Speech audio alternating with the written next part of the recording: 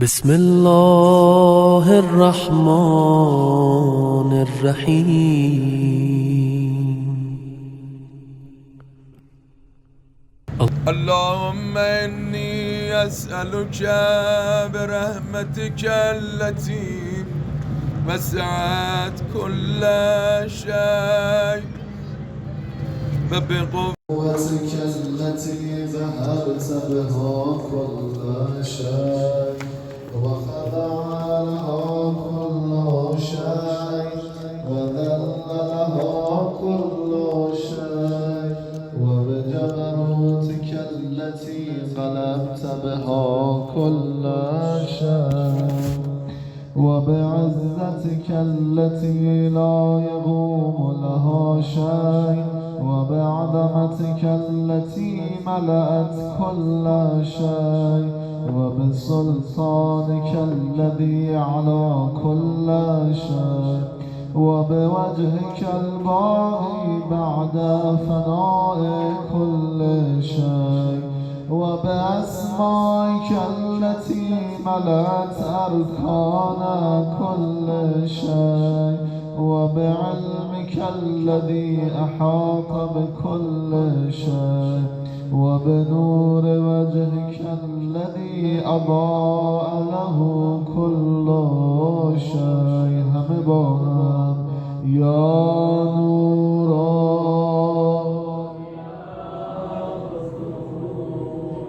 يا نورا يا أول الأولين ويا آخر الآخرين اللهم اغفر لي الذنوب التي تهتك العسام اللهم اغفر لي الذنوب التي تنزل النغام اللهم اغفر لي الذنوب التي تغير النعم اللهم اغفر لي الذنوب التي تحبس الدعاء اللهم اغفر لي الذنوب التي تنزل البلاء اللهم اغفر لي كل ذنب أذنبته وكل خطيئة أخطأتها اللهم إني أتقرب إليك بذكرك وأستشفع بك إلى نفسك وأسألك بجودك أن تدنيني من قربك وأن توزعني شكرك وأن تلهمني ذكرك اللهم إني أسألك سؤالا خاضع متذلل خاشع أن تسامحني وترحمني وتجعلني باسمك راضيا قانعا وفي جميع الأحوال متواضعا اللهم وأسألك سؤال من اشتدت طاقته وأنزل بك عند الشدائد حاجته وعظم فيما عندك رغبته اللهم عظم سلطانك وعلى مكانك وخفي مكرك وظهر أمرك وغلب قهرك وجرت قدرتك ولا يمكن الفرار من حكومتك اللهم لا أجد لذنوبي غافرا ولا لقبائحي ساترا ولا لشيء من عملي القبيح بالحسن مبدلا غيرك لا إله إلا أنت سبحانك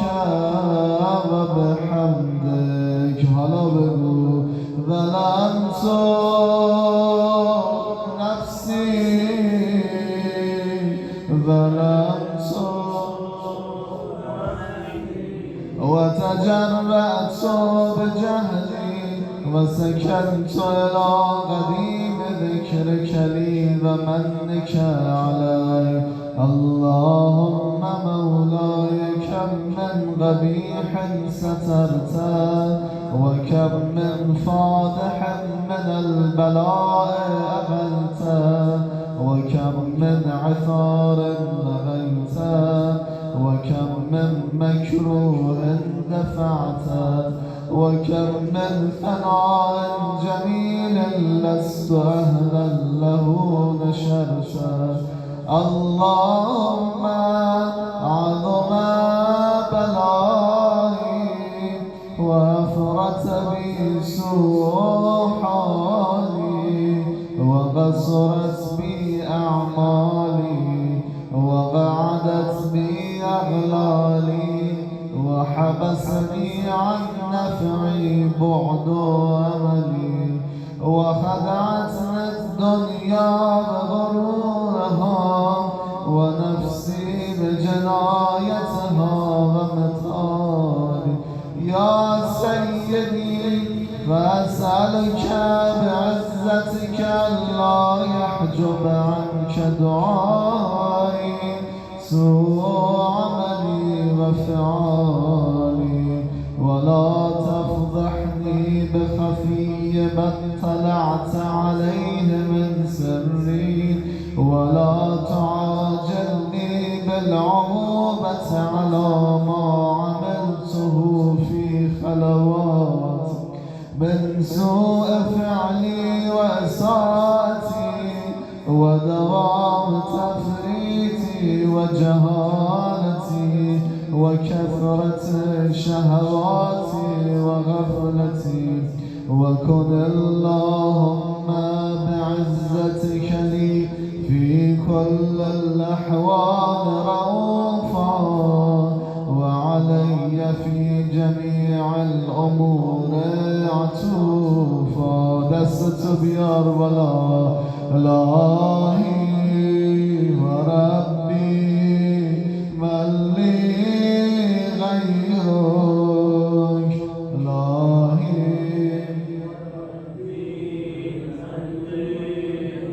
أسأله كشف ضري والنذر في أمري إلهي ومولاي. أجريت علي حكما اتبعت فيه هوى نفسي ولم أحترس فيه من تزيين عدوي فغرني بما أهوى وأسعده على ذلك الغضب فتجاوزت بما جرى علي من ذلك بعض حدودك وخالفت بعض أوامرك فلك الحمد علي في جميع ذلك ولا حجة لي فيما جرى علي فيه قضاك وألزمني حكمك وبلاك. وقد أتيتك يا إلهي بعد تقصيري وإسرافي على نفسي معتذرا نادما منكسرا مستغيلا مستغفرا منيبا مغرا مذعنا معترفا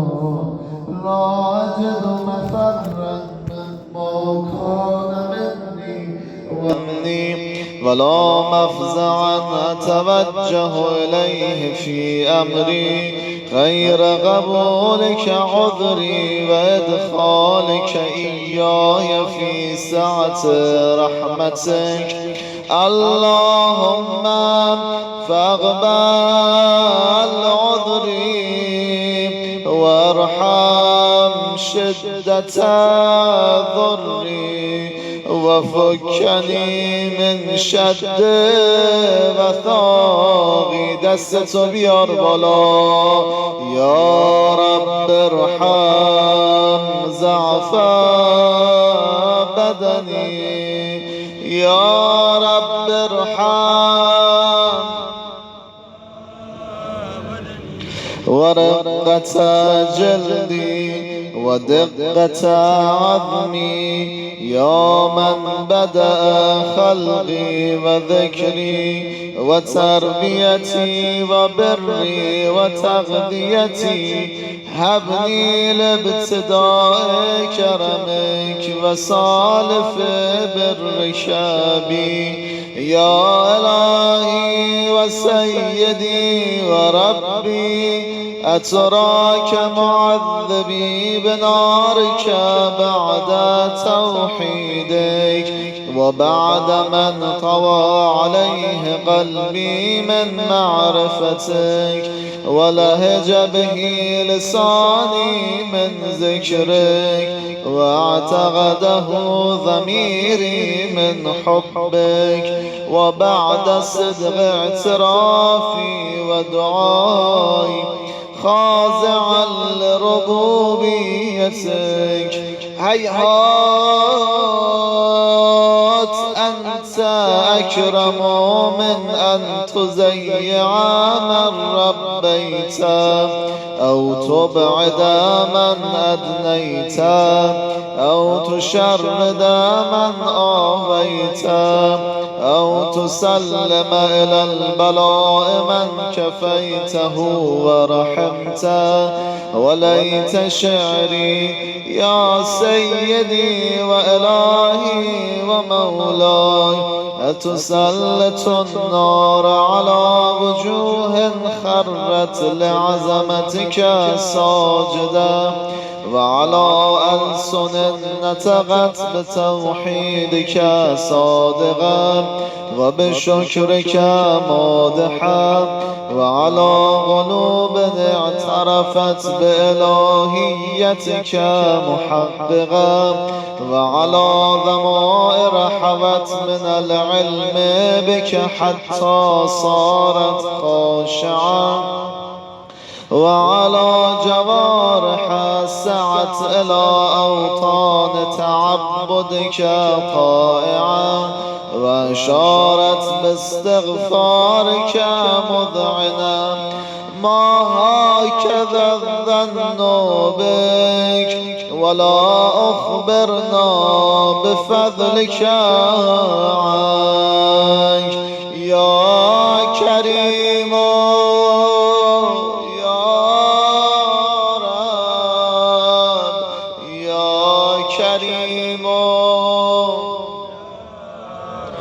وأنت تعلم ضعفي عن قليل من بلاء الدنيا وعقوباتها وما يجري فيها من المكاره على أهلها على أن ذلك بلاء ومكروه قليل مكثوه يسير بقاؤه قصير مدته فكيف احتمالي لبلاء الآخرة وجليل وقوع المكاره فيها وهو بلاء تطول مدته ويدوم مقامه ولا يخفف عن أهله لأنه لا يكون إلا عن غضبك وانتقامك وسخطك وهذا ما لا تقوم له السماوات والأرض يا سيدي فكيف لي وأنا عبدك الضعيف الذليل الحقير المسكين المستكين إلهي يا إلهي وربي وسيدي ومولاي أي الأمور إليك أشكو ولما منها أزج وأبكي لأليم العذاب وشدته أم لطول البلاء ومدته فلئن سيرتني للعقوبات مع أعدائك وجمعت بيني وبين أهل بلائك وفرقت بيني وبين أحبائك وأوليائك فهبني يا إلهي وسيدي ومولاي وربي. صبرت على عذابك فكيف أصبر على فراقك. وهبني صبرت على حر نارك فكيف أصبر عن النظر إلى كرامتك. أم كيف أسكن في النار ورجائي عفوك. فبعزتك يا سيدي ومولاي أقسم صادقا لئن تركتني ناطقا لأزجن إليك بين أهلها زجيج العاملين ولا صرخن إليك صراخ المستصرخين ولا أبكين عليك بكاء الفاقدين ولا أنادينك أين كنت يا ولي المؤمنين يا غاية آمال العارفين يا غياثا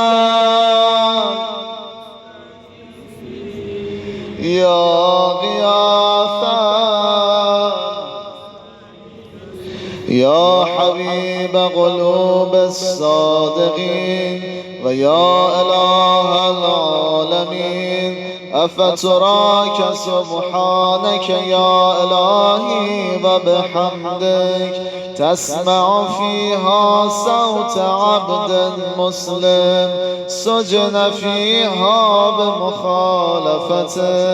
وذاق طعم عذابها بمعصيته وحبس بين أتباعها بجرمه وجريرته وهو يزج إليك زجيج مؤمل لرحمتك ويناديك بلسان أهل توحيدك ويتوسل إليك بربوبيتك يا مولاي. فكيف يبقى في العذاب وهو يرجو ما سلف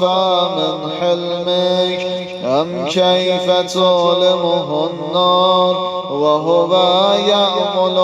فضلك ورحمتك. أم كيف يحرقه لهيبها وأنت تسمع صوتا وترى مكانا. أم كيف يشتمل عليه زفيرها وأنت تعلم زعفا. أم كيف يتغلغل بين أتباعها وأنت تعلم صدقا. أم كيف تزجره زبانيتها وهو يناديك يا رب. أم كيف يرجو فضلك في عتقه منها فتتركه فيها. هيهات ما ذلك الظن بك ولا المعروف من فضلك ولا مشبه لما عاملت به الموحدين من برك وإحسانك. فباليقين أغتع لولا ما حكمت به من تعذيب جاحديك وغذيت به من إخلاد معانديك. لجعلت النار كلها بردا وسلاما وما كان لأحد فيها مقرا ولا مقاما. لكنك تقدست أسماك أقسمت أن تملاها من الكافرين من الجنة والناس أجمعين وأن تخلد فيها المعاندين وأنت جل ثناؤك قلت مبتدئا وتطولت بالإنعام متكرما أفمن كان مؤمنا كمن كان فاسقا لا يستوون إلهي وسيدي فأسألك بالقدرة التي قدرتها وبالغزية التي حتمتها وحكمتها وغلبت من عليه أجريتها أن تهب لي في هذه الليلة وفي هذه الساعة كل جرم أجرمت وكل ذنب وكل قبيح أسررت وكل جهل عملته كتمت أو أعلنته أخفيته أو أظهرته وكل سيئة أمرت بإثباتها الكرام الكاتبين الذين وكلتهم بحفظ ما يكون مني وجعلتهم شهودا علي مع جوارحي وكنت أنت الرقيب علي من ورائهم والشاهد لما خفي عنهم وبرحمتك أخفيت وبفضلك سترت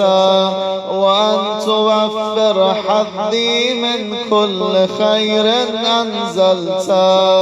أو إحسان فضلت أو بر نشرت أو رزق بسطت أو ذنب تغفره أو خطأ تستره همه صدا بزنن یا رب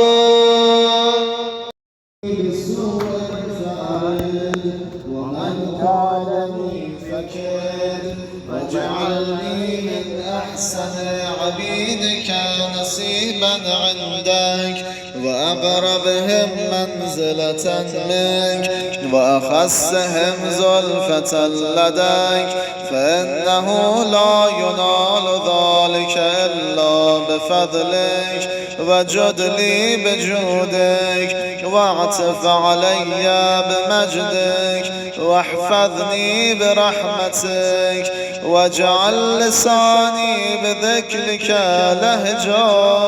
وقلبي بحبك متيما ومن علي بحسن إجابتك وأقلني عثرتي واغفر زلتي فإنك قضيت على عبادك بعبادتك وأمرتهم بدعائك وضمنت لهم الإجابة فإليك يا رب نسبت وجهي وإليك يا رب مددت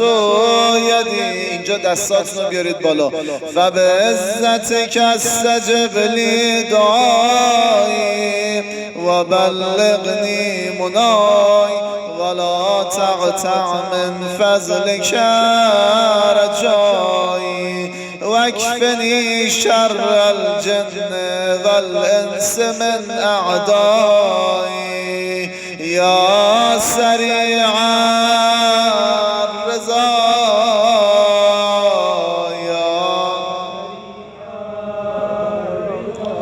اغفر لمن لا يملك إلا الدعاء فإنك فعال لما تشاء يا من اسمه دواء وذكره شفاء وطاعته غنى ارحم من رأس ماله الرجاء وسلاحه البكاء يا سابق النعم يا دافع النغم يا نور المستوحشين في الظلم يا عالما لا يعلم صل على محمد وآل محمد وافعل بما أنت أهله وصلى الله على رسوله والأئمة الميامين من آله وسلم